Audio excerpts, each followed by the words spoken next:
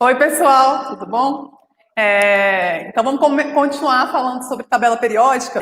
Então, a gente já sabe que a tabela periódica nada mais é do que uma ferramenta para o químico, onde ela permite que os elementos químicos sejam organizados.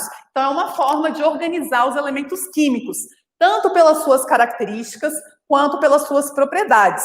Beleza? A gente viu, primeiro, que a tabela periódica no modelo atual, ela está organizada em ordem crescente de número atômico. Então, a gente sempre começa a leitura pelo hidrogênio na parte superior esquerda da tabela e vai fazendo a leitura como se a gente estivesse lendo um livro, né? Então, você está lendo a primeira linha, aí depois a segunda linha e assim sucessivamente. E os elementos químicos, eles vão aparecendo de acordo com o número atômico, a ordem crescente do número atômico. A gente viu também que a tabela periódica ela é subdividida em períodos, e os períodos, eles nada mais são do que as linhas da tabela. Esses períodos, eles nos dizem quantas camadas eletrônicas aquele elemento possui no seu estado fundamental, ou seja, no seu estado neutro, quando ele contém o mesmo número de prótons e elétrons. Quantas camadas eu tenho? E aí, o elemento ele pode ter de 1 até 7 camadas na eletrosfera. Beleza? O que mais? E a gente viu que a tabela periódica, além dos períodos, ela tem também as colunas, que são os grupos ou famílias. E os elementos químicos presentes nesses grupos ou famílias, olha só, família é porque tem características muito parecidas. Por exemplo, a família, o grupo 1, que é a antiga família 1A, são metais, que são chamados de metais alcalinos. E, por exemplo, essa galera aqui tem tendência a formar cátion. Especificamente, essa galera aqui tem tendência a perder um elétron, a doar elétrons. Isso é uma característica dessa família. Tá? Como eu já comentei, muitas vezes eles podem sofrer autocombustão, então eles têm características específicas. Embora eles sejam metais, dentre os metais, se a gente comparar todos os metais, eles são os metais com menor ponto de fusão e ebulição, tá? Não é tão grande quanto dos outros. Então, são características que aproximam esse pessoal. Comentei com vocês que a gente pode usar frases, né, para a gente facilmente identificar esses elementos. E aí, o pessoal até pediu para eu repetir, então eu vou repetir, ó. Então, essa família aqui, que é a família 1A, ou... Ixi, tá dando eco. Pronto? Essa família aqui, que é a família 1A, ou o grupo 1, o que acontece? Primeira coisa, o hidrogênio não faz parte dessa família. Lembre-se que o hidrogênio, ele é um cara à parte, ele é órfão, ele não tem família. Ele só está localizado nessa região porque o número atômico dele é 1. Então, primeiro, o hidrogênio não faz parte da família dos metais alcalinos. E aí, quem faz parte? Começa pelo lítio. Então, a gente fala assim, ó, Li na capa da revista, na verdade, Coisas Francesas. Professor, eu preciso decorar a tabela periódica? Não. Mas muitas vezes facilita, se você já souber onde está aquele elemento de cabeça. É lógico que isso pode facilitar. Tá? Essa outra galera aqui recebe o nome de metais alcalinos terrosos. E aí é o grupo 2 ou a família 2A. E quem são, né? Começa pelo berílio. Então, a gente tem berílio, magnésio, cálcio. E a frasezinha que a gente usa para essa família é Bela Magrela casou com o senhor barão. Beleza? Lembrando que esse pessoal aqui faz parte dos elementos representativos. E a gente viu na aula passada que os elementos representativos, eles terminam, quando a gente faz a distribuição eletrônica termina, ou seja, eu vou colocar o último elétron num subnível S ou num subnível P. Isso que vai classificar aquele elemento como um elemento representativo. E no caso da família 1A e 2A, essa galera aqui termina no subnível S. Sempre eu vou saber que se está aqui nessa região, nessas duas famílias, é porque na distribuição eletrônica, o subnível mais energético, ou seja, o último subnível na distribuição é o S. Como eu sei que o período me dá a camada de valência, então eu sei, por exemplo, que o lítio termina em 2S, assim como o berílio. Beleza? O sódio termina em 3S, assim como o magnésio. Ok? Então é isso, é essa leitura que eu tenho que fazer. Se eu te falar que o cara termina na distribuição eletrônica no subnível 3s, ou é o sódio ou é o magnésio. E aí, como é que eu vou saber se é o sódio ou o magnésio? Pela quantidade de elétrons que tem naquele subnível. Na aula passada, a gente comentou que as famílias dos elementos representativos, família 1A até a família 7A, a família 8A são os gases nobres, né? Então, essa galera, o que eu sei? Eu sei que o número da família, então, número 1, 2, 3, 4, 5, 6, 7, e para o 8 também funciona. Para essa galera, esse número me diz quantos elétrons eu tenho na última camada, na camada de valência. Então, olha só, se o meu subnível aqui, o meu subnível mais energético é o 3s, no S a gente sabe que a gente pode colocar até 2 elétrons. Então, pode ser 3s1 ou 3s2, certo? Como é que eu vou saber quem é quem? O sódio vai terminar em 3s1. Por quê? Por quê? 3. Porque ele está no terceiro período. Então, ele tem 3 camadas, ele tem 3 níveis na eletrosfera. Tem 3 camadas na eletrosfera. Beleza. Então, S, por quê? Porque ele está localizado nessas 2 primeiras famílias. Ele é um elemento representativo que termina a distribuição eletrônica no subnível S. E 1 por quê? Porque ele é da família 1A. Então, o 3s1, quem termina é o sódio. Consequentemente, quem termina em 3s2 é o magnésio. Beleza, galera? Por quê? Porque ele está na família 2A. Eu preciso que vocês consigam fazer essa leitura clara, porque isso vai facilitar demais a vida de vocês. Desse lado aqui, ainda os elementos representativos, a gente tem a família 3A, 4A, 5A, 6A e 7A, para os elementos representativos. E os gases nobres, que é a família 8A. Para eles, qual que é a ideia? Primeiro, eles vão terminar a distribuição eletrônica no subnível P. E o número da família é o número de elétrons que tem naquela última camada. Então, por exemplo, o carbono. O carbono está localizado no segundo período. Então, eu sei que a camada de valência do carbono é a camada 2, certo? A segunda camada, ele só tem 2 camadas. Beleza. E eu sei que o subnível mais energético é o subnível P, porque ele está localizado nessa região, ó, daqui para lá, subnível P. Ok, mas a gente tem que lembrar que antes do subnível 2P, na segunda camada, eu tenho também o subnível S. Então, consequentemente, o carbono, se eu vou distribuir esses 4 elétrons, porque ele está no grupo, na família 4A, então ele tem 4 elétrons na camada de valência. Se eu for distribuir esses 4 elétrons na camada de valência dele, eu tenho que distribuir primeiro no subnível S, obrigatoriamente, e depois no subnível P. E aí eu vou saber que a distribuição eletrônica desse cara é: quantos elétrons cabem no subnível S? 2. Então vai ser 2s2. Carbono, família 4A, são 4 elétrons na última camada. Eu já coloquei 2 no subnível S, faltam 2 que eu vou colocar no subnível P. E aí eu vou saber que essa é a configuração da camada de valência do carbono. Tem que ficar atento, porque para o subnível P, eu sempre tenho que preencher primeiro o subnível S antes de ir para o subnível P. Porque o subnível S ele vai vir antes.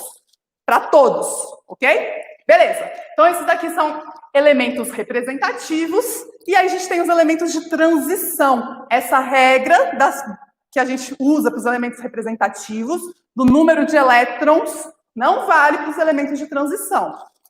Para os elementos de transição, o que a gente tem? A gente tem os elementos de transição externos, que são esses mais aparentes, e os elementos de transição internos, que estão, na verdade, todos localizados aqui, e só foram deslocados para a parte de baixo da tabela periódica. Elementos de transição externos, quando eu faço a distribuição eletrônica, a distribuição vai terminar no subnível D de dado. E elementos de transição internos, quando eu faço a distribuição eletrônica, o subnível mais energético é o subnível F. Beleza, galera? É isso. Então, passa aí para mim, vamos ver. Fazendo a revisão, então, geral da tabela periódica. Primeiro, tabela periódica está organizada em ordem crescente de número atômico. Da esquerda para a direita, eu faço a leitura de cima para baixo. Tranquilo, acho que ninguém tem dúvida disso, né? Antigamente era por massa atômica, os primeiros modelos de tabela periódica. Mas atualmente o que a gente usa é o número atômico, que é a marca registrada daquele elemento químico. Beleza? Próximo.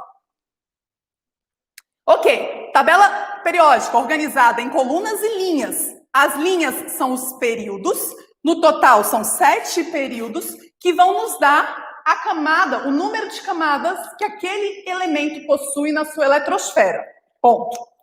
As colunas são os grupos ou famílias, no total 18. Essas coloridas são as famílias A dos elementos representativos.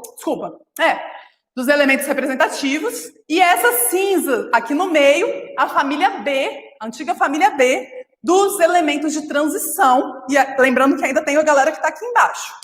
Ok? Próximo. Períodos, número de camadas eletrônicas dos átomos. Quem está na primeira linha tem uma única camada, que é o caso do hidrogênio e do hélio. Ah, um detalhe, galera. O hélio está aqui desse lado, mas o hélio, ele tem apenas a primeira camada. Então, ele termina com subnível S. Com subnível S preenchido. É uma exceção. Beleza? Por que ele está aqui? Porque ele tem características de gás, ele é um gás nobre. Então, ele tem características similares a esse pessoal aqui. Tranquilo? Então, embora ele esteja do lado do grupo dos elementos representativos que terminam no subnível P, o hélio termina especificamente no S. Como? Qual é a configuração eletrônica do hélio? Se ele só tem 2, o número atômico 2, significa dizer que ele tem 2 elétrons no estado fundamental, e eu vou colocar esses 2 elétrons no primeiro subnível. Então, ele vai ficar um S2. Ponto. É isso. E aí, a gente continua. Segunda linha, 2 camadas. Terceira linha, 3 camadas e assim sucessivamente. Próximo, por favor. Grupos ou famílias reúnem elementos que possuem propriedades químicas semelhantes. Então, como eu comentei com vocês, esse pessoal aqui, galera, tem uma tendência a perder elétrons, a gerar cátions. A gente vai entender melhor isso na próxima aula, tá? Então, eles têm uma tendência a formar cátions, enquanto que esse pessoal aqui, ó, do final, tem tendência a formar ânions, tem tendência a ganhar elétrons, com exceção dos gases nobres. Os gases nobres são elementos químicos que, nas condições ambientais, condições que a gente chama condição padrão de temperatura e pressão, eles não reagem. Eles têm pouquíssima reatividade. Eles são quase inertes, a gente diz. Ok? Nas condições normais de temperatura e pressão. Beleza. Então, mas fora os gases nobres, ó, esse pessoal aqui que está no grupo dos halogênios, e esse pessoal aqui, ó, que está no grupo dos calcogênios, eles têm forte tendência a formar ânions. Eles têm forte tendência a ganhar elétrons. Isso é uma característica deles. Lembrando que se a família não tem um nome específico, como é o caso dos metais alcalinos terrosos, gases nobres, halogênios e calcogênios, a gente dá o nome da família pelo nome do elemento químico, o primeiro que aparece, o patriarca da família. Então, a gente vai ter família do nitrogênio, que é a família 5A, família do carbono, que é a família 4A, e família do boro, que é a família 3A. E essa galera aqui, que são os elementos de transição internos, que terminam no subnível F, recebem o nome também de acordo com o primeiro elemento que aparece no período dele, aqui ó, na série. E aí a gente tem, que é o lantânio, então a gente vai chamar essa galera de lantanídeos, e esse aqui é o actínio, então a gente vai chamar essa galera de actinídeos. Beleza? Próximo. Bom, então, elementos, a gente já sabe, né, que os elementos representativos, eles estão aqui representados em rosa. Lembrar que o hidrogênio não é um metal alcalino, ele só está localizado aqui por conta do seu número atômico, mas ele não tem similaridade com ninguém da tabela periódica, ele não tem família. A galera que está aqui em verde são os elementos de transição externos, e a galera azul, elementos de transição internos. E o pessoal do final aqui, os laranjinhas, são os gases nobres porque eles não se misturam. Não se misturam, é da nobreza. Próximo. Bom, qual a diferença que a gente viu na aula passada? Elementos representativos possuem o elétron mais energético nos subníveis S ou P. Elementos de transição possuem o elétron mais energético nos subníveis D ou F. Próximo. Tudo é revisão, hein, galera? Então é isso, ó. Esse pessoal aqui, a distribuição eletrônica vai sempre terminar no subnível S e o hélio também. Lembra do hélio, tá? A galera de amarelo vai sempre terminar no subnível P. Essa galera do meio no D e o pessoal aqui de baixo no F. Pronto, próximo. E aí a gente terminou a aula passada falando que, na verdade, a tabela periódica nada mais é, olha que coisa linda, nada mais é do que o diagrama de Linus-Pauling preenchido. E a gente vai preenchendo esse diagrama de Linus-Pauling e abre a tabela. Então eu tenho lá, ó, hidrogênio 1s1, hélio 1s2, lítio 2s1, berílio 2s2. Então olha só, 1s1, 1s2, 2s1, 2s2. Depois do subnível 2s, a gente vai para o subnível 2p. Aí eu continuo. Posso colocar até 6 elétrons no subnível P. Então, 2p1, 2p2, 2p3, 2p4, 2p6. Depois do subnível 2p, a gente vai para o subnível 3s. Olha lá, desce para cá. 3s1, 3s2. Terminei o subnível 3s, vou para o subnível 3p. Preencho todos até o 6. Depois do 3p, a gente vai para o 4s. E aí a mágica acontece, lembram? Olha no diagrama de Linus-Pauling. Depois do subnível 4s, o próximo subnível é o 3d. E aí, pela primeira vez, aparece na tabela periódica os elementos de transição que terminam com esse subnível. E aí a gente vai ter todos até o 3d10. Terminou a distribuição no subnível 3d, que a gente pode colocar até 10 elétrons, o próximo é o 4p. Olha lá, então eu continuo com 4p. E assim sucessivamente. Beleza, galera? Então, olha aí, nada mais é do que a distribuição eletrônica. Próximo. Bom, a gente comentou também na aula passada que para os elementos representativos, especificamente da antiga família A gente sabe que o número de elétrons na camada de valência é o número da família. Então, eu sei que para os elementos representativos localizados no grupo 1 ou família 1A, tem um elétron na camada de valência. 2A, 2 elétrons na camada de valência. 3A, 3 elétrons. Por que isso é interessante? Galera, pense numa informação relevante. Essa informação é muito relevante. Por quê? A gente vai ver que o pessoal, normalmente os átomos, eles querem adquirir uma configuração de gás nobre. Configuração de gás nobre significa dizer que possui 8 elétrons na camada de valência. Não é assim? Olha aqui. A família do gás nobre não é a 8A? Significa que tem 8 elétrons na camada de valência. Então, esses elementos, eles, para se tornarem estáveis iguais aos gases nobres, como assim? Os gases nobres, eles estão presentes na natureza de forma monoatômica. Eles não precisam se unir com nenhum outro elemento. A gente encontra o hélio por si só. Os outros não. Todos os outros elementos, para eles se tornarem estáveis, eles precisam, estabelecer reações químicas com outro elemento, estabelecer ligações com outros elementos. E aí, galera, o que é interessante é que essas ligações, elas vão acontecer no sentido de tornar aquele elemento, como, entre aspas, um gás nobre, entre aspas. Ou seja, fazer com que aquele elemento possua na sua camada de valência a configuração de um gás nobre. E qual é a configuração do gás nobre na camada de valência? Possuir 8 elétrons, com exceção do hélio. Tá? Mas por quê? Porque o hélio possui só 2. Mas reparem que quando ele possui 2, ele preenche completamente o subnível 1s. Ele não tem mais, por isso que ele não vai ter 8. Não tem como, ele tem 2, mas está completo, tá? Os outros todos, neônio, argônio, criptônio, xenônio, todos eles vão possuir 8 elétrons na camada de valência. E as ligações químicas, elas se estabelecem de forma a permitir que os outros átomos se tornem estáveis, assim como os gases nobres. Para isso, eles precisam adquirir essa configuração de 8 elétrons na camada de valência. E aí, galera, olha só que interessante. Se esse camarada aqui, ó, da família do flúor, a gente tem flúor, cloro, bromo, tá? Se esse pessoal ele já tem 7 elétrons na camada de valência, porque eu sei, porque o número da família me diz o número de elétrons na camada de valência, é mais fácil para ele adquirir a configuração de um gás nobre. É mais fácil ele ganhar elétrons ou perder elétrons. Ou ele ganha um elétron e fica com 8 elétrons na camada de valência, ou ele vai ter que perder todos esses 7 elétrons da sua camada de valência para excluir essa camada e a camada anterior, que está preenchida, se tornar a camada de valência. Entenderam? Então, imagina. Você tem lá um elemento... Deixa eu ver onde... O problema é que ficou apertado aqui, né? Você tem um elemento, ó. Dá para ver? Onde?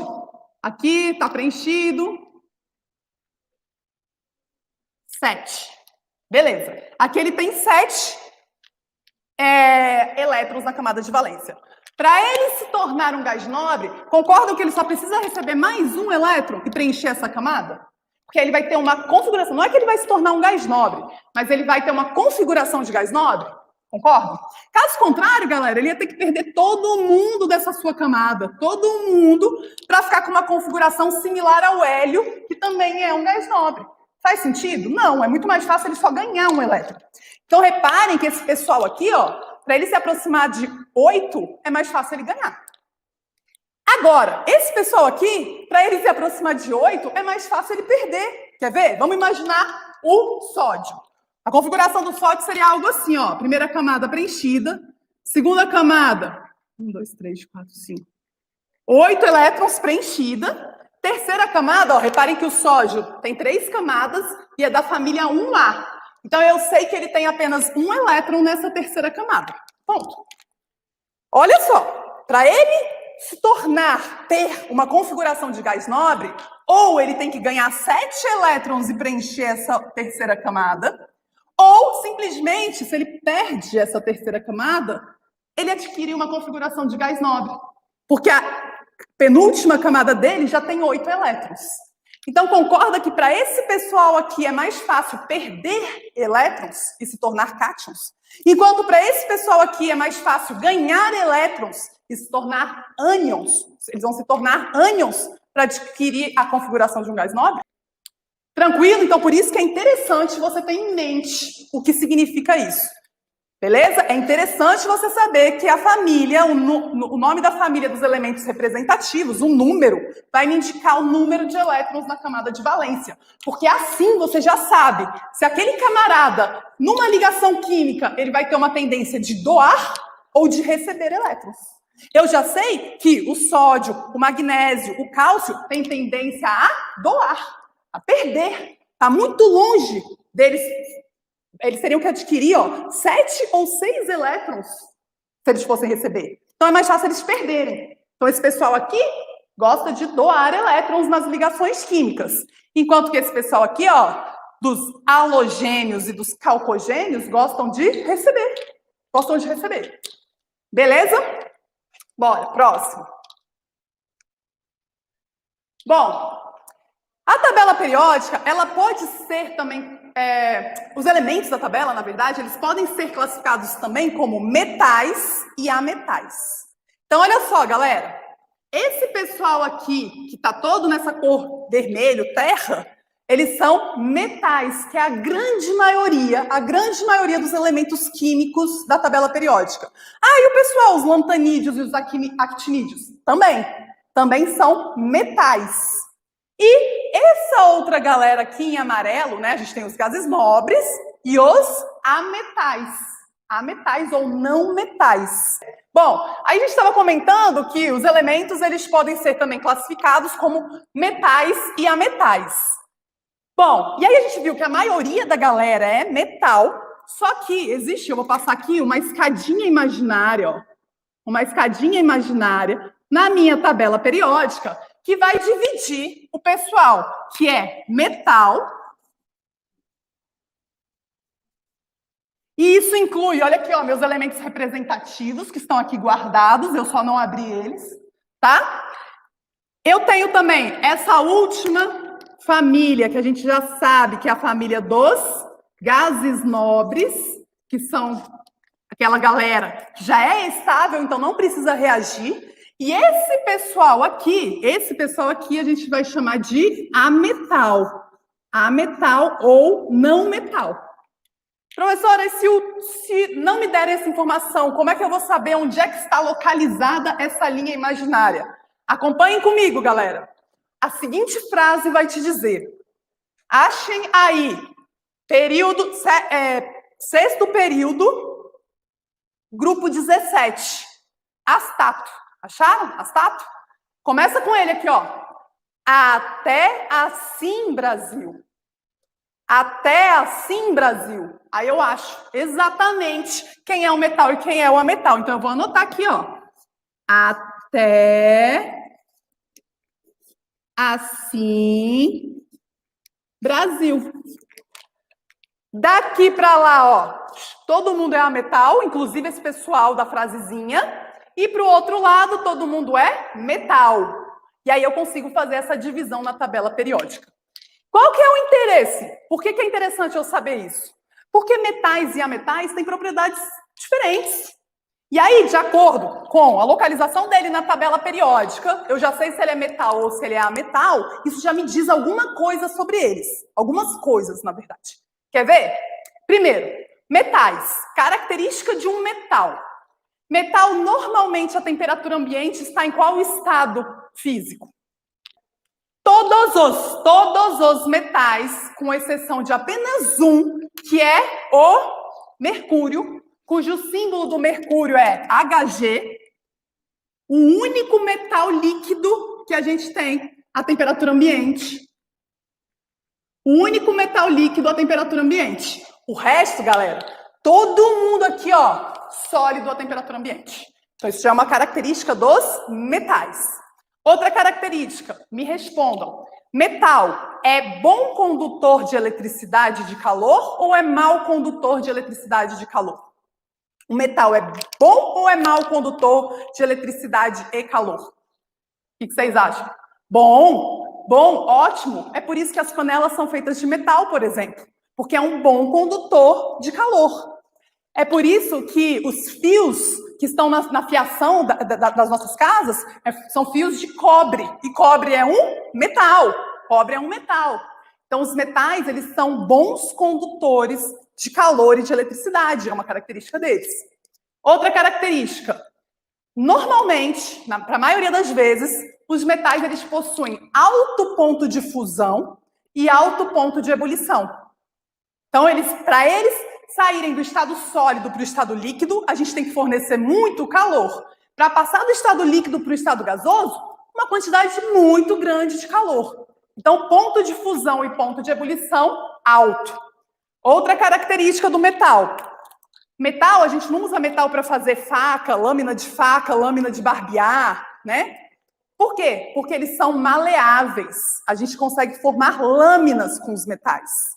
Da mesma forma, a gente usa metais para fazer fios, como, por exemplo, os fios de cobre dentro da fiação elétrica.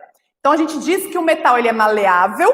Por quê? Porque eu consigo moldar ele e formar lâminas. E ele é dúctil. Dúctil por quê? Porque eu consigo fazer fios. Isso é outra característica do metal. Tá? Vamos abrir aqui. Vamos voltar aqui para a apresentação e aí a gente vai vendo as características que eu ainda não falei. Então é isso, ó, galera. Quais seriam as características principais dos metais? Bons condutores de eletricidade e de calor. Bons condutores de eletricidade e calor. Ah, outra coisa que eu não comentei. Metal, naturalmente, possui um brilho, né? Normalmente um brilho prateado. A maioria dos metais, eles têm uma coloração prateada. O ouro e o cobre têm uma coloração mais pro dourado. Mas é característico dos metais a presença de brilho, ok? São maleáveis e dúcteis, ou seja, eu consigo moldar formando lâminas e formando fios. Isso é característica de metal. Normalmente possuem alta densidade, alto ponto de fusão e alto ponto de ebulição, com exceção do mercúrio, que a gente já comentou que inclusive é líquido à temperatura ambiente, tá? Mas normalmente eles possuem alta densidade, alto ponto de fusão e alto ponto de ebulição. Sólidos em condição ambiente, com exceção do mercúrio, que é líquido, e E a gente já viu na tabela periódica, os metais eles não estão localizados aqui, ó, para esse lado da tabela periódica. E quem fica para cá não é o pessoal da família 1A, 2A, né? Ou seja, os metais eles têm uma tendência a perder elétrons e a formar cátions. Quando eles perdem elétrons, eles formam cátion. Isso é uma característica dos metais. E eu sei isso, porque eu já sei até onde eles estão localizados. Quantos elétrons eles têm na camada de valência. Se eles têm poucos elétrons na camada de valência, é natural que eles tenham tendência a perder esses elétrons para se estabilizar. Enquanto aqueles que têm muito elétron na camada de valência, eles vão ganhar elétrons para adquirir a configuração de gás nobre e se estabilizar. Ok? Próximo. Ametais, como o próprio nome diz, A são não metais, né? O prefixo A é uma negação. Ou seja, as propriedades dos ametais são exatamente as propriedades opostas à dos metais. Então, eu vou ter que os ametais são maus condutores de eletricidade e de calor, não possuem brilho característico, possuem uma baixa densidade normalmente e baixo ponto de fusão e ebulição, com exceção do carbono. A gente comentou, inclusive, que de todos os elementos químicos, quando a gente falou de fusão e de ebulição, o carbono é o que tem o maior ponto de fusão e ebulição. Isso é muito interessante porque as nossas macromoléculas, proteínas, ácidos nucleicos, lipídios, elas têm na forma dela básica um esqueleto de carbono. Tá? E aí, olha só, ponto de fusão e ponto de ebulição do carbono é elevadíssimo. Fora o carbono, os outros ametais normalmente possuem um ponto de fusão e ebulição menor do que os metais. A gente pode encontrar ametal na tabela periódica, nas condições ambientais, nos 3 estados físicos. Por exemplo, o carbono, em condições ambientes, ele está no estado sólido. O bromo, que está lá na família 7A, lá no 17º grupo, tá? O bromo ele é líquido à temperatura ambiente. E o oxigênio, que está na família dos calcogênios, família 6A, calcogênios, possui 6 elétrons na camada de valência. O oxigênio, ele está no estado gasoso, à temperatura ambiente. Nitrogênio, família 5A, 5 elétrons na camada de valência, gasoso, à temperatura ambiente. Então, eu tenho todas as possibilidades, beleza? Para os ametais. E como eles estão localizados lá naquela outra região da tabela periódica, que me indica que eles têm muitos elétrons na camada de valência, eu sei que para eles se estabilizarem, eles precisam ganhar só mais um pouquinho. Então, eles têm uma tendência a ganhar elétrons, ou seja, quando eles ganham elétrons, eles formam ânions, eles têm uma tendência a formar ânions para se tornarem estáveis, para adquirirem a estabilidade de um gás nobre, que é 8 elétrons na camada de valência. Tranquilo, galera? Beleza? Próximo. Vamos acabando. Gases nobres, a gente comentou que em condições ambientes, tá, galera? Em condições ambientes, eles são inertes, ou seja, eles não reagem. Em condições ambientes, se eu modificar a pressão e a temperatura, eles podem sim reagir. Então, toma cuidado com isso. Se você vir numa questão, gases nobres nunca reagem, gases nobres não reagem, tá errado. Eles reagem. Eles não reagem à temperatura ambiente. Tá? Eles estão estáveis à temperatura ambiente, pressão ambiente, nas condições normais de temperatura e pressão, que a gente disse.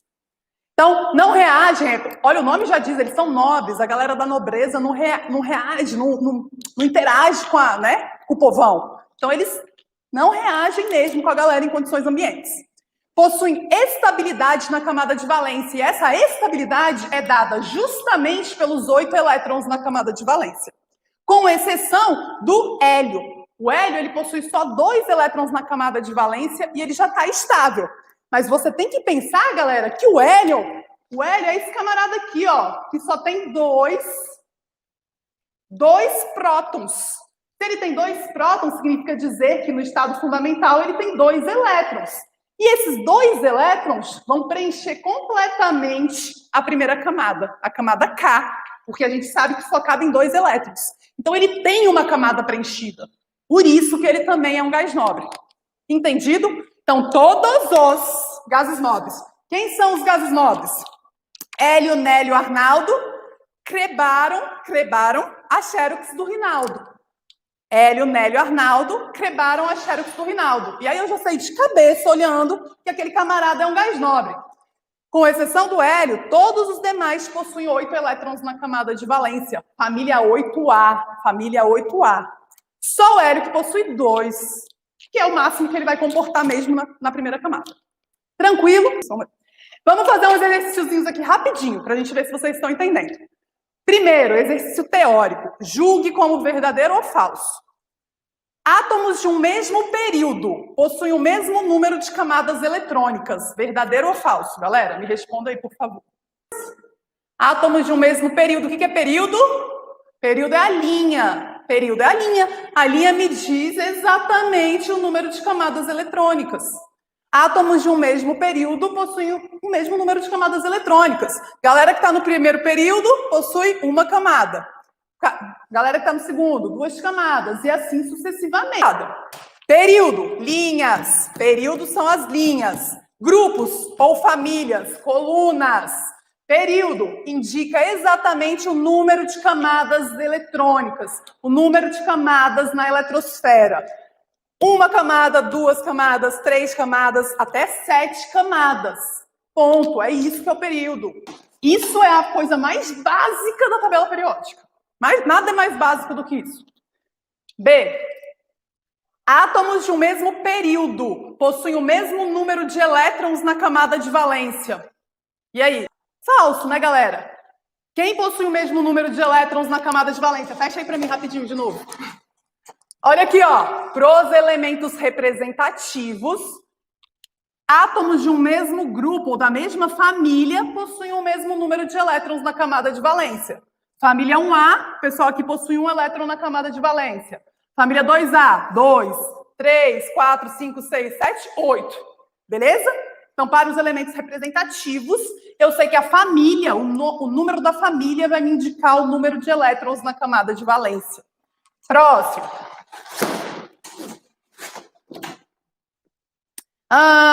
C. Um átomo da família 18, pode olhar aí na sua tabela periódica. Ele é um gás nobre, verdadeiro ou falso? Família 18, que é a última família, né? O grupo 18, ou família 8A. Na verdade, grupo 18 seria o melhor. Grupo 18, ou família 8A, família dos gases nobres, verdadeiro. D. Na tabela periódica atual, os elementos estão classificados em ordem crescente de massa atômica. Verdadeiro ou falso? É número atômico, número atômico. Número atômico é isso aqui, ó, número de prótons. É assim que eles estão organizados. Ordem crescente de número atômico. A massa atômica faz referência ao número de massa. O número de massa de vários isótopos daquele elemento, relacionando com a representatividade desses isótopos na natureza. Não é massa atômica, é número atômico. Isso aqui é falso. Ok?